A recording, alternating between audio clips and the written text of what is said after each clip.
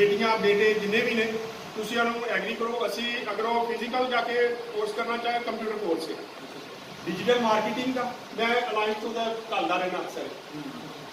Admission ਉਹਦੇ ਸ਼ੁਰੂ ਹੋ ਗਏ ਨੇ। ਮਾਡਲ ਟਾਊਨ ਇਸ ਬਲਾਕ ਤੋਂ ਦਾ ਬਣਾਈ ਅਕੈਡਮੀ, ਅਗਰ ਉੱਥੇ ਜਾ ਕੇ ਬੱਚੇ ਕਰ ਸਕਦੇ, ਅਗਰ ਘਰਾਂ 'ਚ ਬੈਠ ਕੇ ਕਰਾਂਗੇ ਘਰਾਂ ਵੀ ਅਸੀਂ ਕਰਾਵਾਂਗੇ।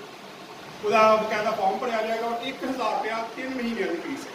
ਫੀਸ ਵੈਸੇ 25000 ਰੁਪਇਆ ਇੱਕ ਕੋਰਸ ਦੀ, ਲੇਕਿਨ ਅਸੀਂ ਉਹਨੂੰ ਸਿਰਫ 1000 'ਚ 3 ਮਹੀਨਿਆਂ ਦਾ ਕੋਰਸ ਕਰਾਵਾਂਗੇ। ਸਾਰੇ ਚਰਚਾਂ ਨੂੰ ਅਸੀਂ ਕਹਿੰਦੇ ਕਿ ਸਾਰੇ ਚਰਚ ਆਪਣੇ ਆਪਣੇ ਚਰਚੇ 'ਚ ਐਲਾਨ ਕਰੋ, ਆਪਣੀ ਲੋਕਾਂ ਨੂੰ ਤਿਆਰ ਕਰੋ, ਬੱਚਿਆਂ ਨੂੰ ਤਿਆਰ ਕਰੋ, ਬੱਚੇ ਸਿੱਖਣ ਬਜਾਏ ਕਿ ਇੱਧਰ ਉੱਧਰ ਬੱਚੇ ਫਿਰਦੇ ਉਹ ਸਿੱਖ ਕੇ ਅੱਗੇ ਆ ਜਾਣ।